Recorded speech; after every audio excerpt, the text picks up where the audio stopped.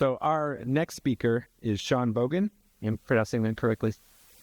Sean obtained his MBA from Texas A&M University Commerce in 2018 and a BA in History from Arizona State University in 2020. He is currently pursuing an MA in History from A&M Commerce, where his thesis research focuses on the impact of environment on Austin's early freedom communities. He spent the past 30 years in the tech industry. In addition to his work as a program manager at Dell Technologies, Sean serves as a substitute teacher for Pflugerville Independent School District and works for Learning Bridge, a nonprofit organization that provides tutoring services for students in the foster care system. His talk today is entitled Whitewater, Environment, Economics, and Race in Austin, 1839 to 1928. Welcome.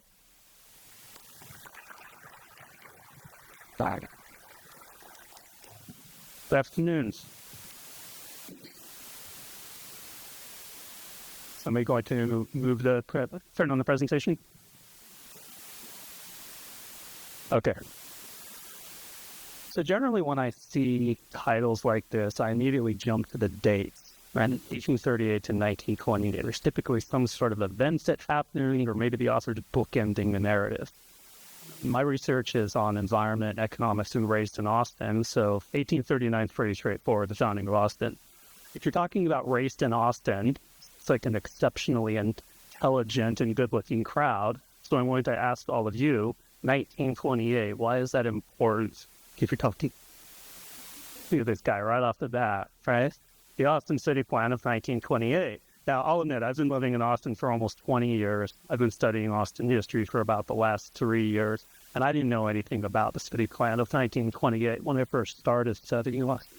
But I had the chance at Texas A&M Commerce a couple years ago to take a course on urban history, and we read Andrew Bush's City in a Garden, which, if you haven't read, I would highly recommend.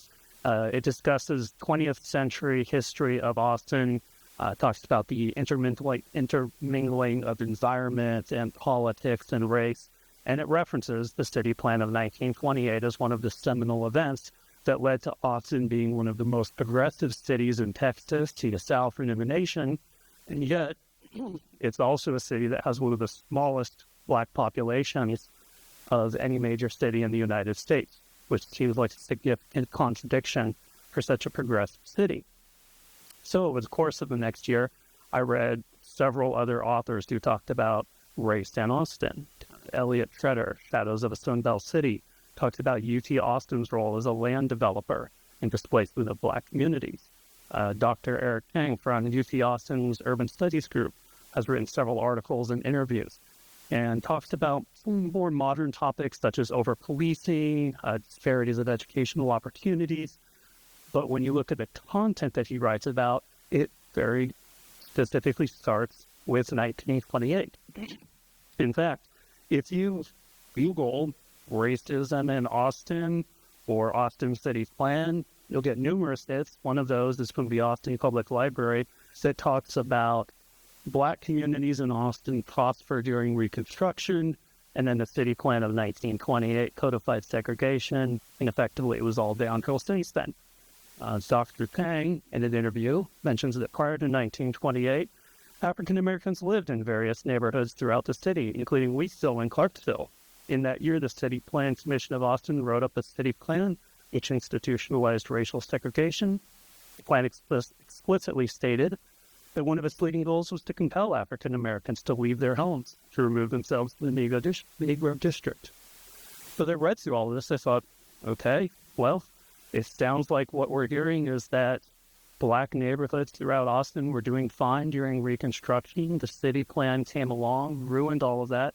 It's been downhill ever since, and we now have one of the smallest Black populations of major cities. There are a couple of problems with this. First is that the city plan was not written by a commission for Austin. It was written by a Dallas engineering firm by the name of Cope and Fowler. It's a 100-page document. I don't recommend reading it. It's extremely dry. But buried within that document, it's talking about roads and city parks and where Austin should expand. Spoiler, northwest. All right. It also talks about the racial segregation problem. It spends 1.5 pages talking about this problem. I wouldn't call that as one of the leading issues of the report. In that 1.5 pages, it correctly identifies that there are small black neighborhoods all over Austin, but that the majority of the black residents in Austin at that time are in East Austin. And yes, it does recommend for the city, if you want to segregate, because you can't do it legally, set up all services in East Austin. If you want clean water and sanitation services, if you want paved roads, if you want schools and parks, we'll make those available in East Austin, but nowhere else. That was their recommendation. See that? So it seems like a pretty straightforward narrative.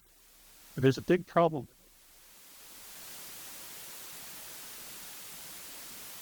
This is what's been happening to Austin's black population since emancipation. It has been declining since 1865, not since 1928. Something was happening 60 years prior to the city plan, and we don't see an acceleration in the decline of the black population immediately after 1928. We also don't have any records of the city taking immediate action after 1928.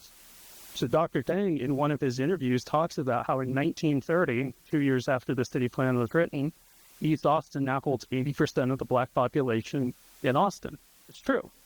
But in 1920, it also held 80% of the black population, 8 years before the city plan was written.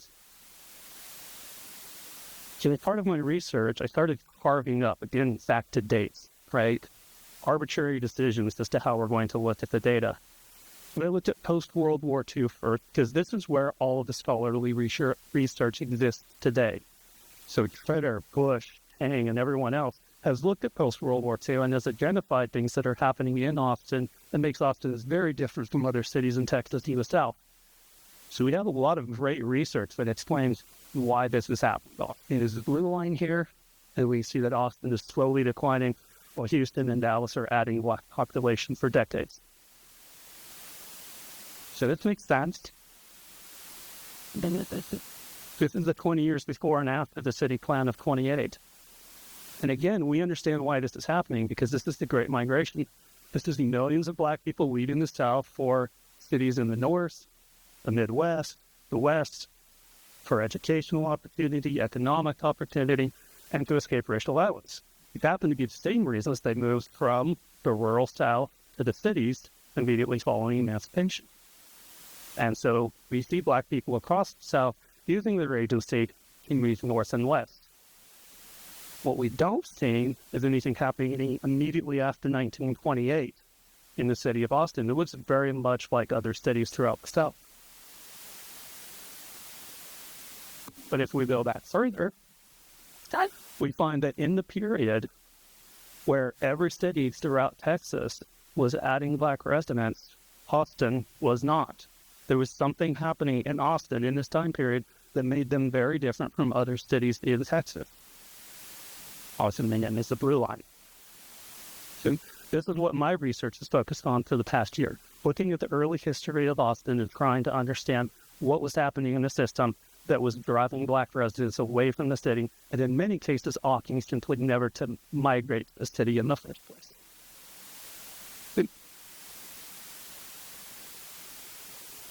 As I mentioned, if you look decade by decade at what's happening in Texas, you'll see that Reconstruction is the era where you saw the largest increase in black population decade over decade, 48% every decade. But Austin was losing share in this same time period. So this is a very significant difference from other cities throughout Texas. Why is this happening? Through my research, I haven't found anything in the early history of Austin that would make me want to argue that Austin is significantly more racist than Houston or Dallas or Waco or East Texas. Yes, they had Jim Crow. Yes, they had segregation. They had all the same problems that other cities did. But it didn't look different. What did look different is Austin's environment and economics. Austin was founded in 1839 largely as a political battle between Mirabeau, Lamar, and Sam Houston. Lamar was looking at a westward-facing empire, the Republic of Texas. Austin was a western-facing frontier town that was going to gather that entire empire the same way St. Louis did on the Mississippi, the same way Houston was doing for eastern Texas.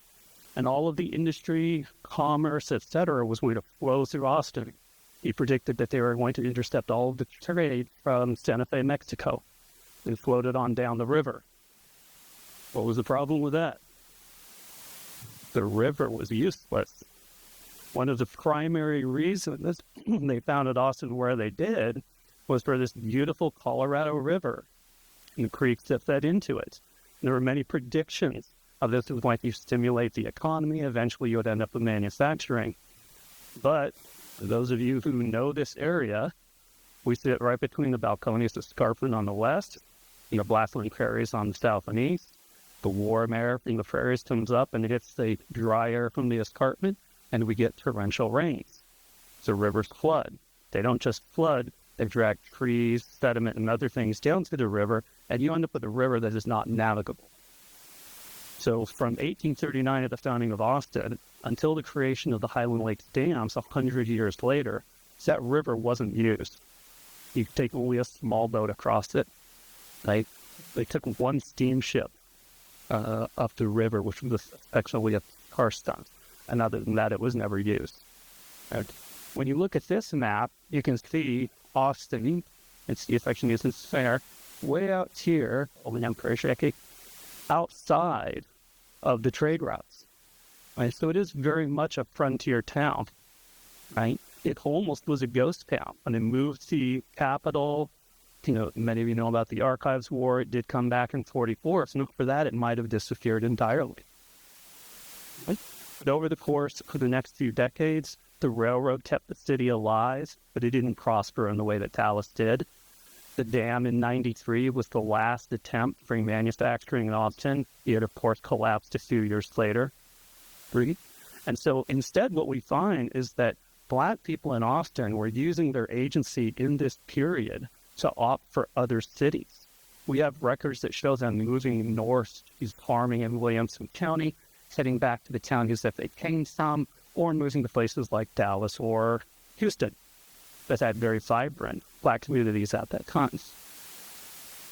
We want to talk a little bit in the couple minutes that I have left on the importance of maps and this research that I've done. This is a GIS map that was created by Dr. Ted Gorgas at UT Austin that I've been working with, and it shows the racial segregation in 1880. It's a little bit difficult to see here, but all of the blue dots scattered about show Black households in Austin. And you can see that there's not much racial segregation. There's a few pockets where you can see neighborhoods, but not a lot of racial segregation at this time. 40 years later, prior to the city plan of 1928, we can see that the city is now almost completely racially segregated. And when you look at individual communities such as Wheatville, which is the case study I'm using in my thesis, Wheatville was already massively in decline by 1928.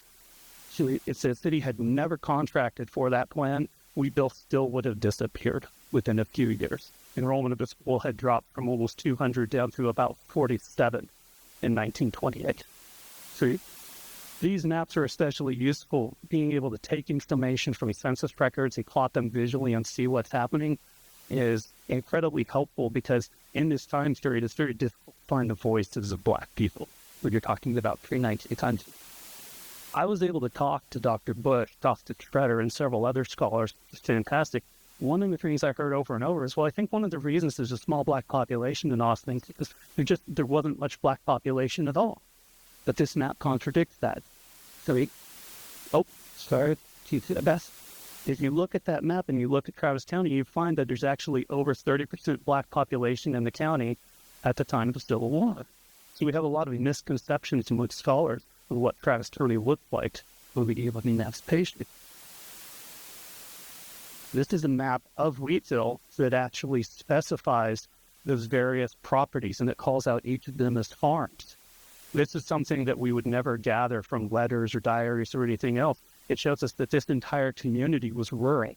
So there were no warehouses, smithies, groceries, etc.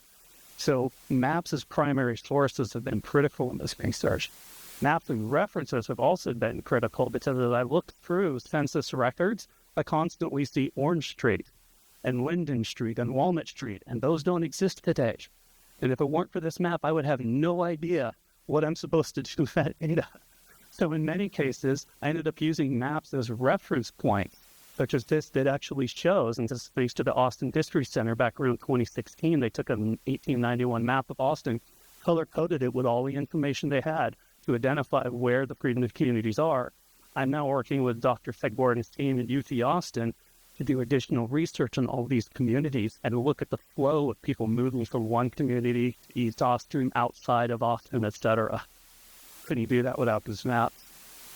And finally, my favorite part is taking the information. I currently have a database of over 200,000 records from 1880, 1900, and 1920 censuses of Travis County.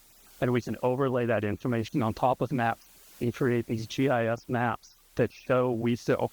It could show how in 1880 it was already being encroached on by white residents, which are the red dots. It was not isolated as black neighborhood. And by 1900, UT Austin had been established.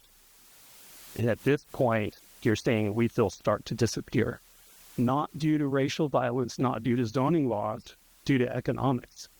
UT Austin was buying up every property they could find. In my 1920s, Wesel was in a strike. 8 years before the city went. Okay. Thanks very much. And I'll pause for questions.